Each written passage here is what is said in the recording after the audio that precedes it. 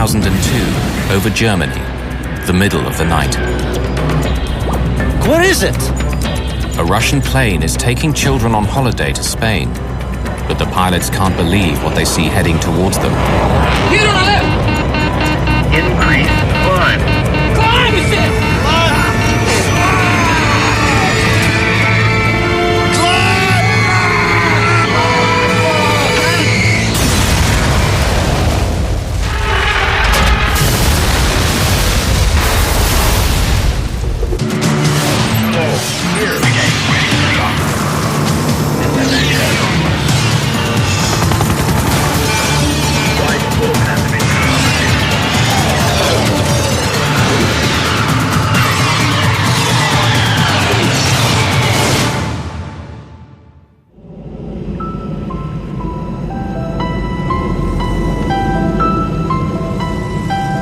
June 2002, the city of Ufa in western Russia. Ufa is populated by both Christians and Muslims. This year, its most outstanding teenagers have been chosen to go on a 2-week vacation organized by UNESCO near Barcelona in Spain. They are among the most clever, athletic or artistic children of Ufa. Kirill Diktaryov is a 14-year-old prodigy. He's been painting since he was 4 years old and has already had 2 public exhibitions. Alina Hananova is a 12-year-old who's won several gymnastics competitions. The 46 children from Ufa, accompanied by a few teachers, leave on a train to Moscow. There, they're due to catch their flight to Barcelona. But in Moscow, things start to go wrong. The tourist agency accidentally takes the children to the wrong airport, so they miss their plane. They're terribly disappointed. While the agency tries to sort out the mess, the children go sightseeing in the Russian capital.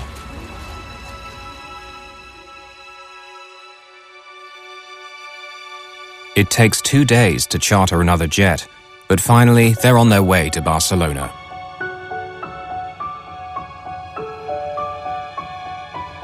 On July the 1st, 2002, the children from Ufa board their plane at a Moscow airport. The Kaloyevs are not part of the school group.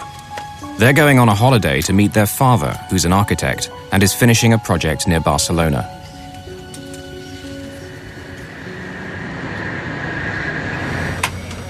No fewer than 5 Russians are flying this plane. The captain is Alexander Gross, who's been a pilot for over 30 years.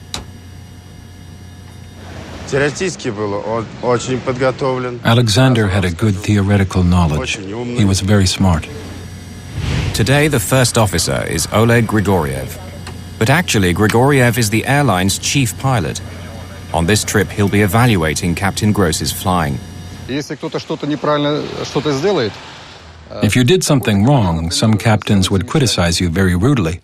Others would be very formal and polite. But Oleg Grigoriev would express his disapproval in a gesture, like that, meaning, why on earth did you do that? Captain Gross is in command, but Captain Grigoriev is his supervisor. If it comes to the crunch, who will really be in charge? Seated in the left rear is Murat Itkuyilov, normally the first officer, but who's not officially on duty because Grigoriev is in his seat. Nevertheless, since he'll soon be promoted to captain, his opinions are considered. Murat был профессионален как пилот. Любил летать. Murat was a very professional pilot. He loved to fly. Murat was interested in the new stuff in aviation and always kept up to date on the most progressive things brought in. Also on the flight deck are an experienced navigator and a flight engineer. Just before 11 that evening, Bashkirian Airlines Flight 2937 leaves Moscow. The plane is a Tupolev 154.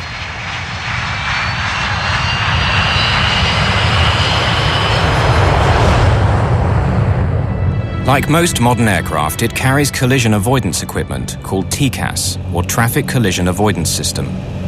Descend, descend, descend. TCAS works because all commercial aircraft carry a transponder, which sends a constant stream of radio signals identifying them and saying where they are. TCAS listens in and calculates whether any of the planes is on a collision course. If they are, it will tell the pilot what action to take to avoid collision. Descend. If air traffic control should ever let them down, TCAS will be their last line of defense. Clear of conflict. Hundreds of miles away in Bergamo, Italy, a Boeing 757 is getting underway. It's flying for DHL, the international freight company, and is heading for their European base at Brussels in Belgium. The Russian Tupolev will cross its path over southern Germany. The Boeing has only 2 people aboard, Captain Paul Phillips, who's British, and First Officer Brant Campioni, who's Canadian, and due to fly the next leg of the journey. The DHL takes off at 6 minutes past 11 on what will be its last journey.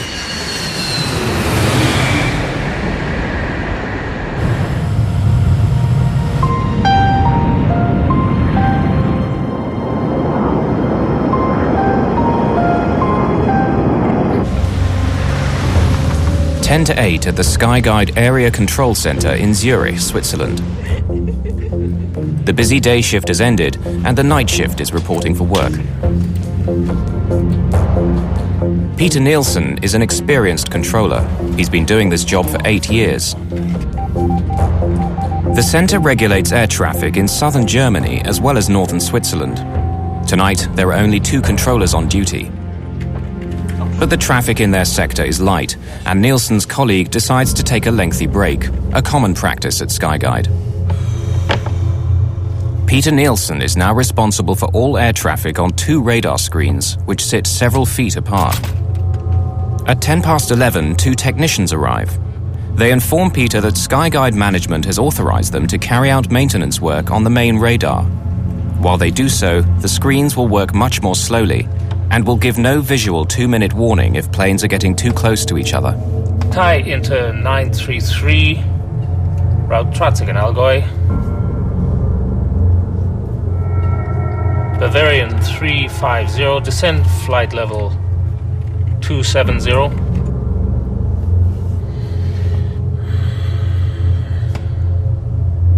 The engineers now tell Peter Nielsen they have to shut down the telephone system as well.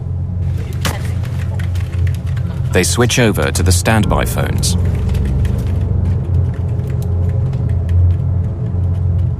No one realizes it yet, but the seeds of disaster have been sown.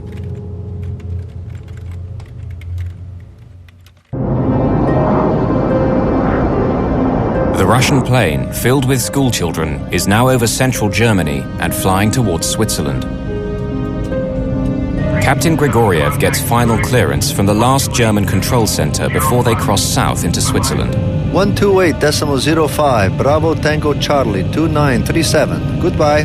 The German controller hands over the Russian plane to Skyguide, where Peter Nielsen is at the helm.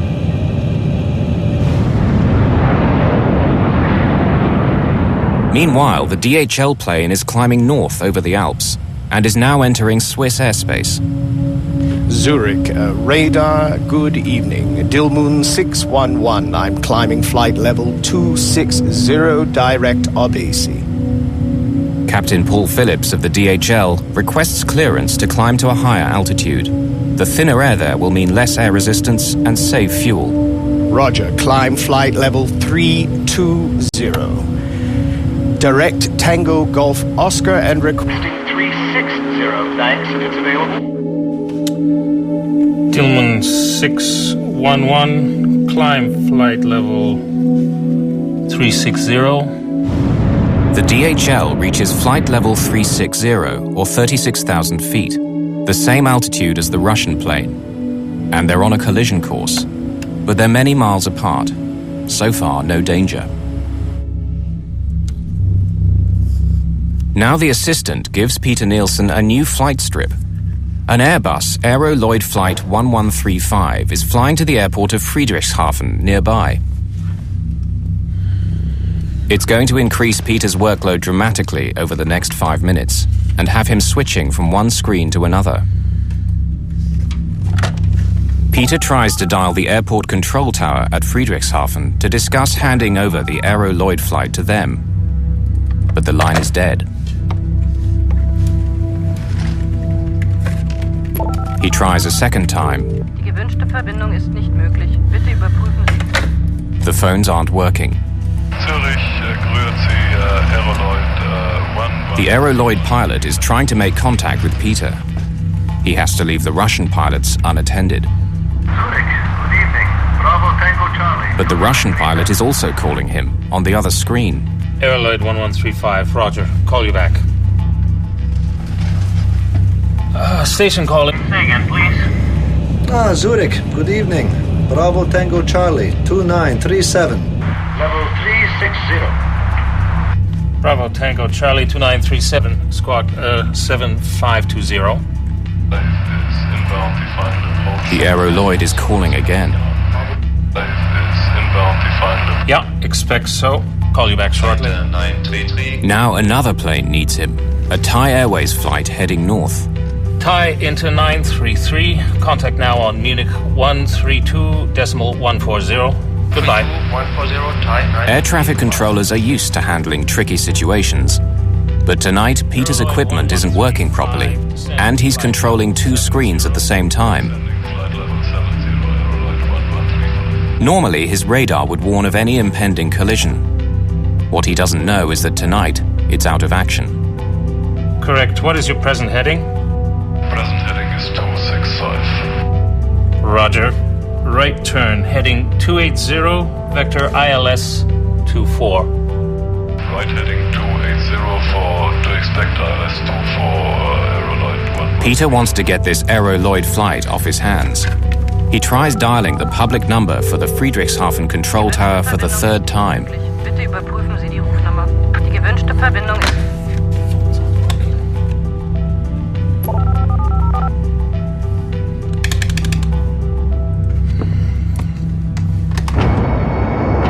Meanwhile, the Russian airliner and the DHL plane are still heading towards each other at a closing speed of over 800 miles per hour. Neither crew is aware that they're only 2.5 minutes apart.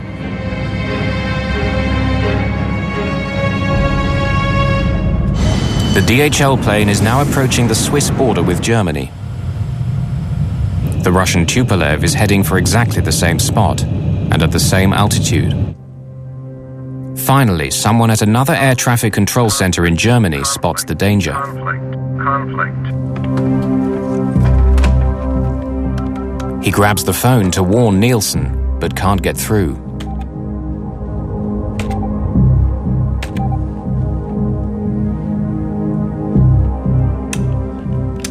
International air traffic rules prevent him from talking to the pilots directly.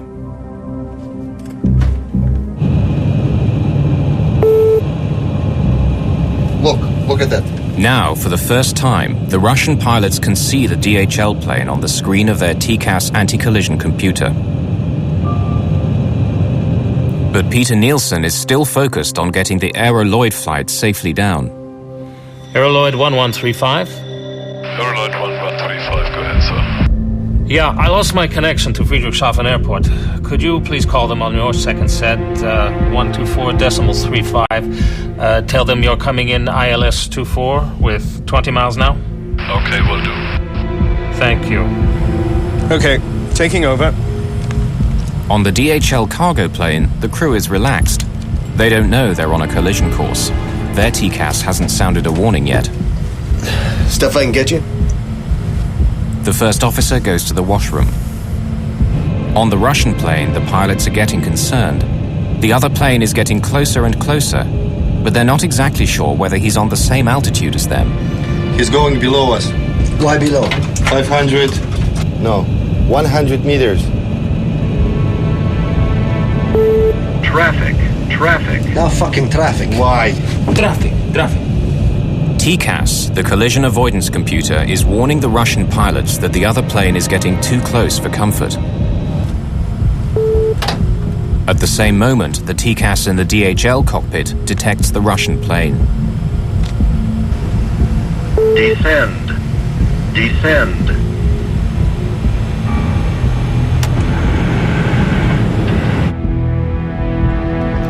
Peter Nielsen finally realizes what's happening. Bravo Tango Charlie 2937, descend flight level 350. Expedite, I have crossing traffic. Descend. Captain Gross disengages the autopilot and starts to descend. Climb. TCAS is telling them to climb. The controller is telling them to descend. It says climb. He is guiding us down. Bravo Descent? Tango Charlie 2937, descend level 350, expedite descent. Expedite descent level 350. Bravo Tango Charlie 2937. Peter Nielsen thinks he's averted a collision by telling the Russian plane to descend. But what he doesn't know is that the DHL pilots have received a TCAS instruction telling them to descend. Increase! Dilmoon 600, TCAS descent! They're trying to tell Nielsen that they have a TCAS instruction to descend, but Peter can't hear them. If both planes obeyed TCAS, there'd be no problem. But the Russians, instead of climbing, have followed the controller's orders. Now both planes are diving towards each other. He's going below us. Fuck, what is it? Here on the left!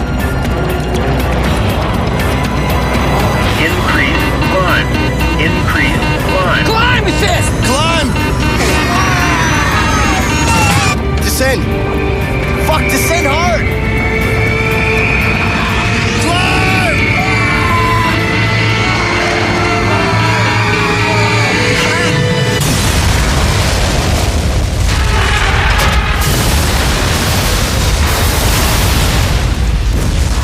The tail of the DHL clips the belly of the Tupolev, tearing it apart. The pilots soon lose consciousness.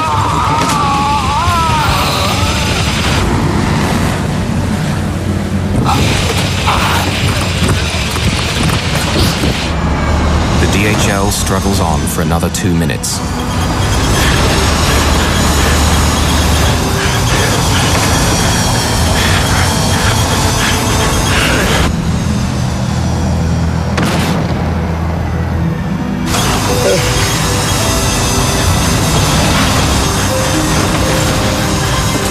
It will crash 4 miles away. Can we go over to Friedrichshafen? Affirm. Bye-bye. Bye-bye. Peter is unaware of what just happened. Bravo Tango Charlie 2937.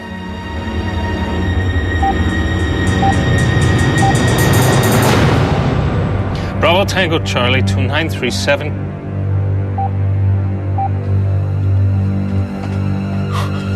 Bravo Tango Charlie. This is the nightmare that every controller hopes will not happen to him. 2 of his aircraft colliding, killing scores of people. Oh! Peter Nielsen leaves the control room for the last time, but his story is far from over.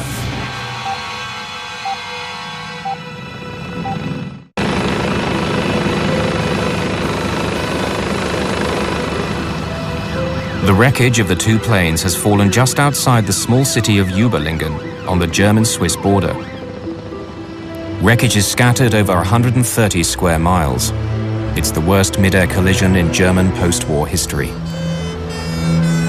Debris comes raining down around a school for handicapped children run by Bruno and Stella Wegmüller.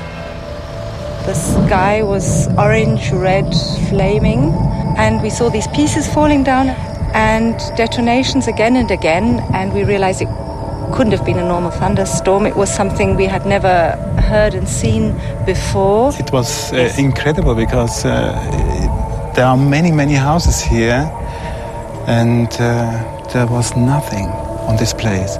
But around our school, we find bodies, children. We very soon also realized that we couldn't do anything, really. We couldn't save anyone, we couldn't help anyone. The problem was that the bodies and debris were dispersed over a very, very wide area, approximately 40 square kilometers.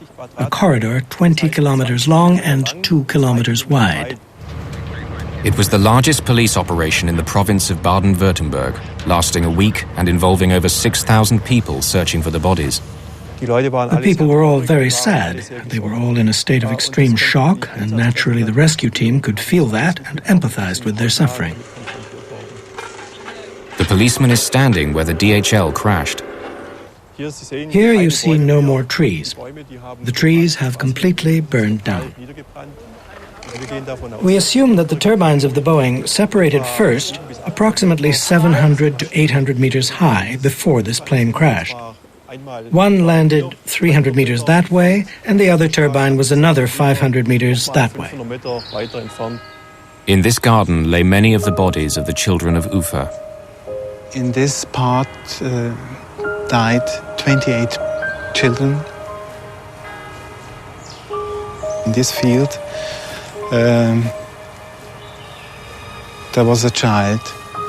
More over here in this field there was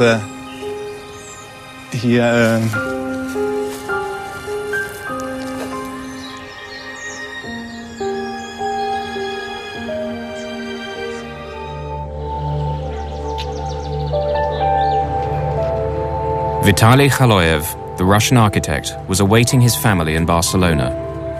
He's one of the first to arrive in Überlingen. Although the relatives are not encouraged to participate in the search, Vitaly cannot help himself.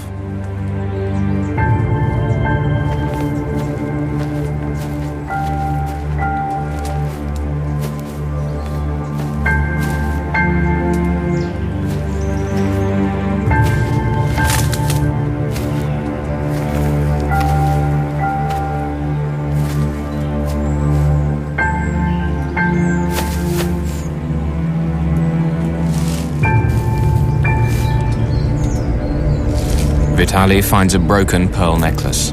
He recognizes it as his 4-year-old daughter's. Amazingly, amidst all the carnage, Vitaly finds his daughter's body intact.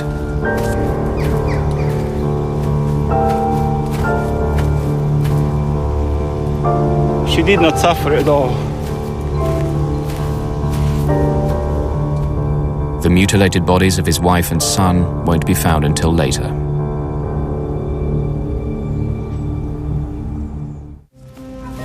Over 6 days of searching, the rescue workers gather bodies and body parts scattered all over the southern German countryside. By Thursday of that week, 2 days later, the relatives started arriving. They could not all see the bodies we'd found because most of the bodies were badly charred or mutilated. We didn't permit the relatives to view the bodies in that condition.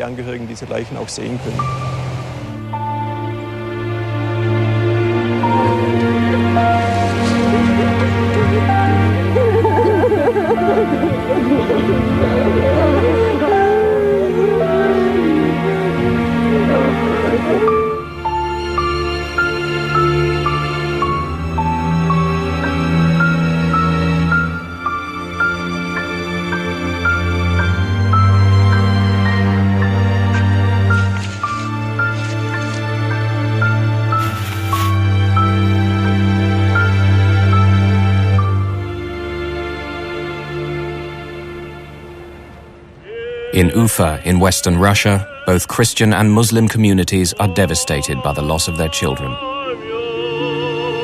In the cemetery, where 53 of the people in the Tupolev are buried, there are 2 double rows of gravestones with the Christian Orthodox on one side and the Muslims on the other. It's eerily reminiscent of the seating arrangement on the plane. The monument evokes a flight of paper planes frozen in flight.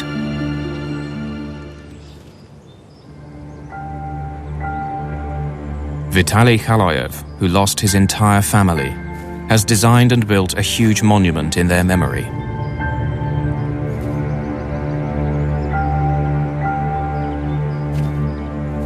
Day and night he lingers at the cemetery, inconsolable.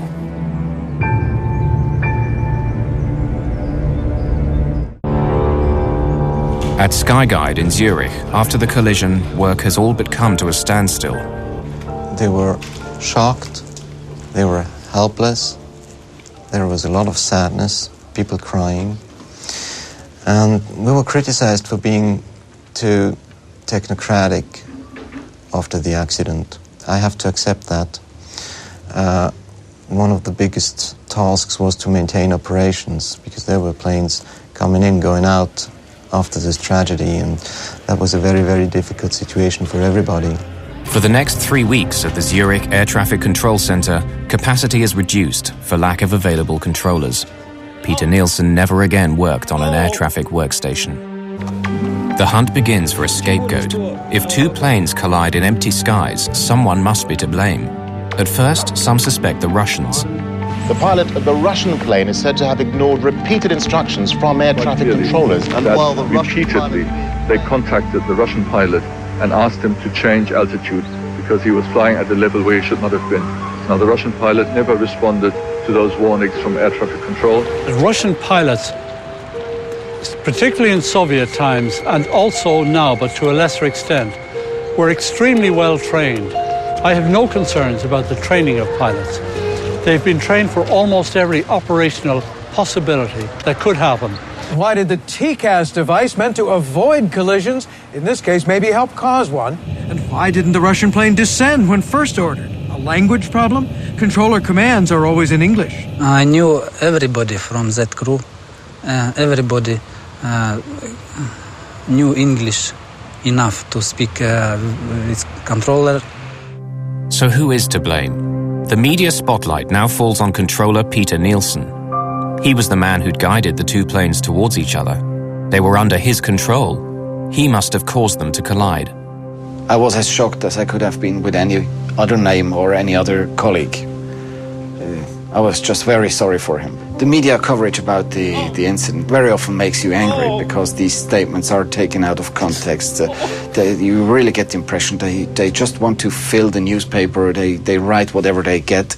They go after colleagues, they give them a call at home, they follow you wherever you are. You don't deserve to be the boogeyman for everybody. And that's something which really is still very difficult to accept, that suddenly we are some sort having to take the blame because the others are dead or the others are hiding behind politics, rules and things like this.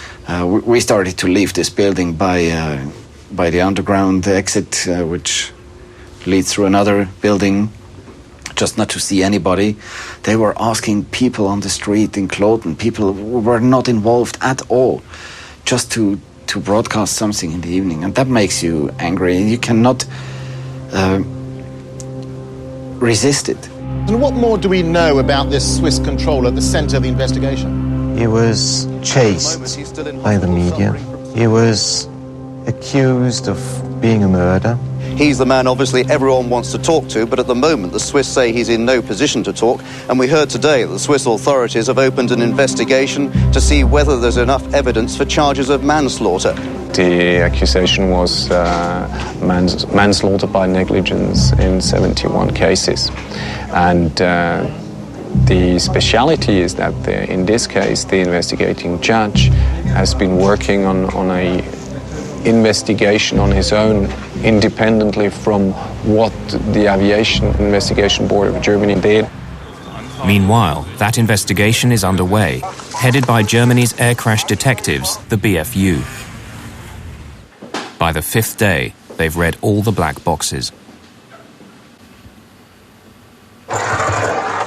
So this is a typical voice recorder, which was built into the Tupolev 154. It shows two reels. The recording time of this recorder is 30 minutes. And this is rather solid, but the original voice recorder of the Tupolev was heavily damaged. So we had to remove the tape and replay it on such a specialized tape recorder. This is the hangar where wreckage of the planes was examined. This one here is the lower surface of the right wing of the Tupolev, and that remaining stub here went below the Tupolev and caused these scratches. That top part of the vertical tail remained at the accident site on the main wreckage of the Boeing. But could this accident have been avoided? TCAS normally has a safeguard mechanism called a reversal. If an alert is issued and one aircraft crew ignores an instruction, TCAS orders a reversal. If the TCAS on aircraft A senses that aircraft B is still on a collision course, it will tell it to go in another direction. But it didn't. Why? One of the major requirements for that is that both planes have to be at least 100 feet apart in altitude. But this requirement was not met at the time. That's why no reversal was given. When the DHL's TCAS saw that the Tupolev wasn't climbing, it could only tell its pilots to descend even faster. Increase descent.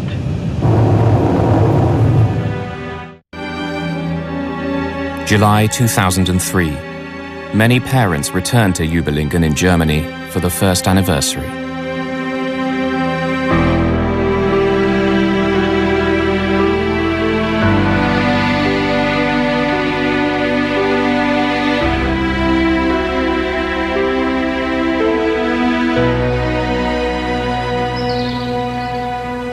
The Germans built a memorial on the site of the tragedy. It's made up of a series of giant silver pearls on a broken necklace.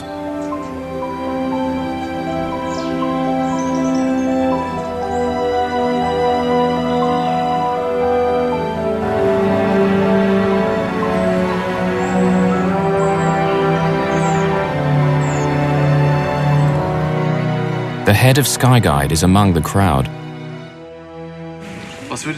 Can you tell us, what are the mistakes you made? I don't think this is the time to talk about it. I'm sure you'll understand. Have you apologized? Okay. Thank you.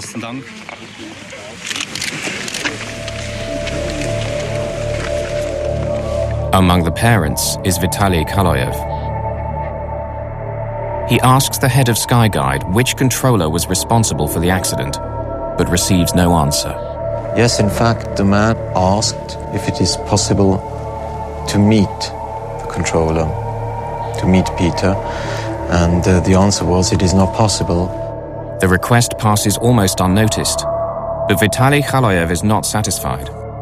Descend. Crossing. Meanwhile, as the investigators work, they discover a fog of confusion surrounding TCAS. When it was introduced 20 years previously, there'd been a fatal omission. Descend flight level 350.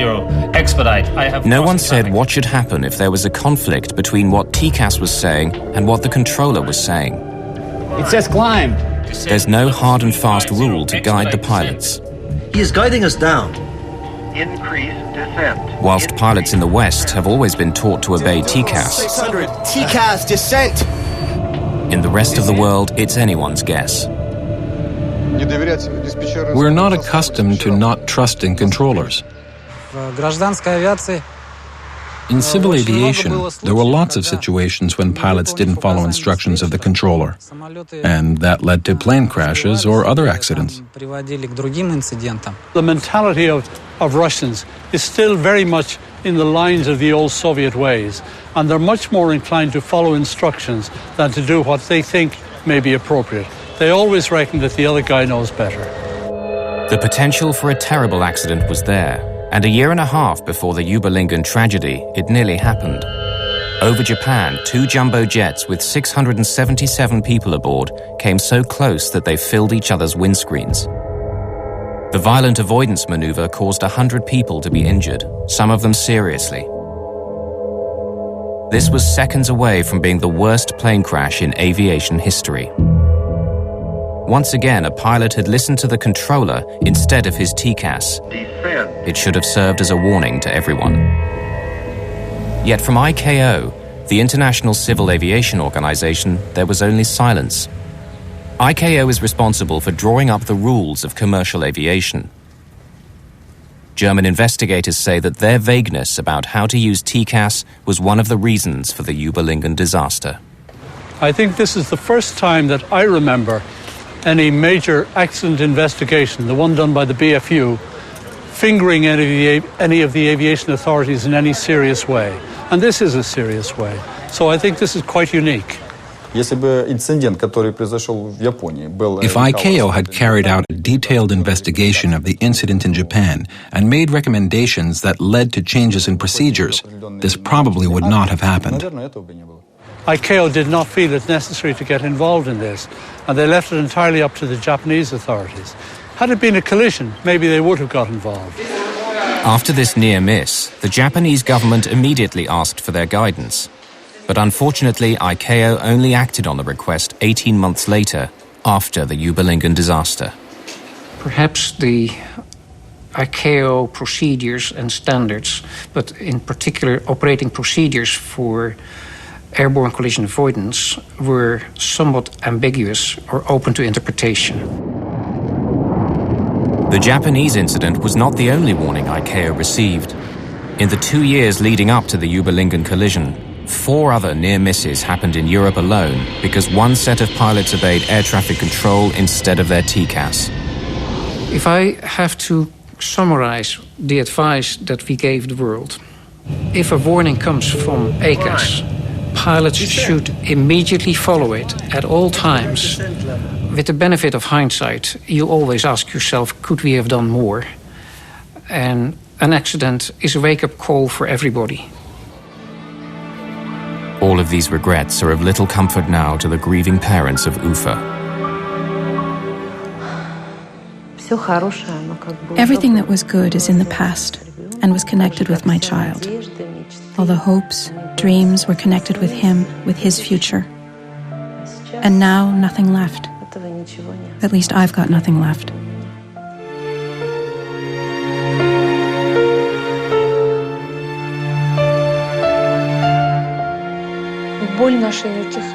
Our pain doesn't go away, you know. It's getting stronger every year. Some grown-up people made a mistake, made a fatal mistake, and the kids were gone.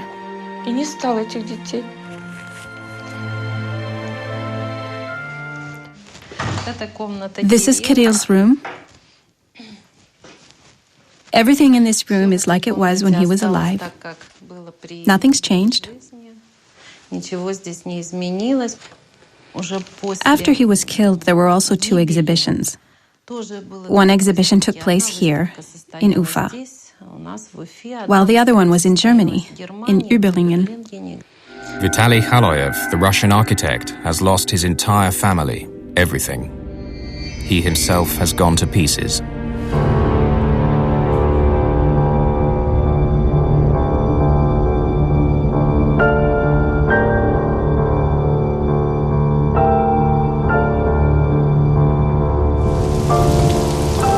He's become obsessed with finding out who is responsible for the collision.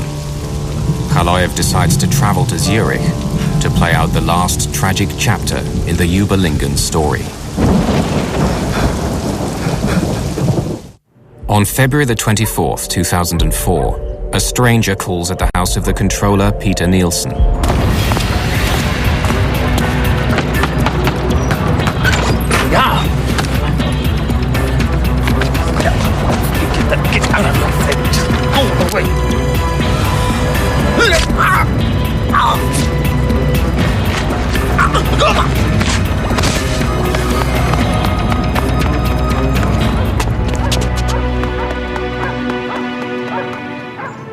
It was just the saddest thing you can imagine. I knew his family. I knew how much he loved his kids and his wife, and The presumed perpetrator is apparently 48 years old and of Eastern origin. He is likely the father of one of the families that was killed at the crash. He likely lost his wife and both their children. They found Vitaly Khaloyev nearby in a hotel. Suspected but not yet charged with the murder, he's presently in a psychiatric clinic while they decide whether he's fit to stand trial. We didn't want him to be killed. We didn't want to have more victims related to that catastrophe because of our children. The killing of the flight controller was a very, very sad event. And the saddest thing of all was that he was not actually responsible for the accident. The system responsible for the accident was the poor Skyguide management and quality control of their system.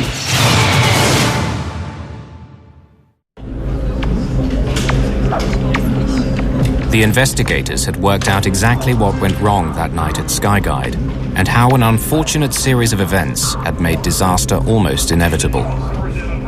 First, Peter's colleague goes for a break, leaving him alone to watch two radar screens several feet apart.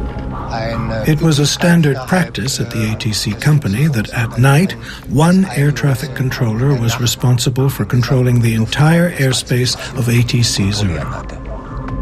Then, following management instructions, the maintenance men start to switch things off. Peter's radar screen is working more slowly and will not warn him if two planes are about to collide. He doesn't know that. During the maintenance work, the radar system had to be run in fallback mode. In fallback mode, the controller has no STCA available. STCA is short-term collision alert, a warning on the radar screen that planes are in imminent danger of collision. He did not know that the STCA system would not be available. Then by chance, an unexpected aircraft, the Aeroloid tourist plane, arrives at the critical moment and needs a lot of attention. It completely distracts Peter. He tries to get outside help, but the main phone system has been accidentally disconnected by the maintenance crew, and the backup phone isn't working. The controller has been robbed of all the technical support he needs. The phone link with Friedrichshafen was down. At this time, there were various radio transmissions, and the controller had to answer them on the different frequencies. Finally, when both planes are descending, the DHL pilots cannot tell him what's happening because the radio frequency is busy. 600, TCAS, descent! The earliest they could do that was 23 seconds later, because until then, the frequency was blocked by the ATC Zurich transmission to the Tupolev crew. May 2004. It had taken the German BFU investigators 22 months to publish their final report. They found that the disaster had two major causes. Firstly, Peter Nielsen was too late in noticing the danger of a collision. Secondly, the Russian crew was wrong to obey him when he told them to descend, rather than their own TCAS equipment telling them to climb. But other pilots understand their dilemma. The TCAS commands are spoken in such a dispassionate voice. Descend. Increase descent. Such a matter-of-fact type of voice. And then there's the voice of the air traffic controller's urgent command. Descend immediately. Leave this altitude immediately. Go to another altitude at once.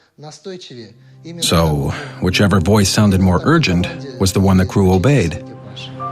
Finally, the report severely criticized Skyguide for leaving a lone controller on duty that night. We have learned our lesson, and we don't have single-manned operations or only one controller in front of a monitor anymore. This might happen again. Another badly organized air control service or a crew might make a mistake.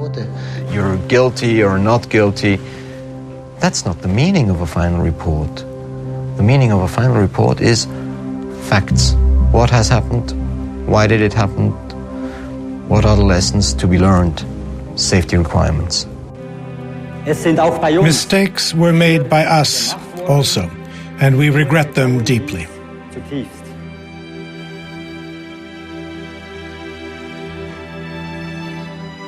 We acknowledge our responsibility as set out in the BFU report, and we ask the families of the victims for forgiveness. At Skyguide in Zurich, a rose now sits in a vase in memory of Peter Nielsen and the tragedy of Überlingen.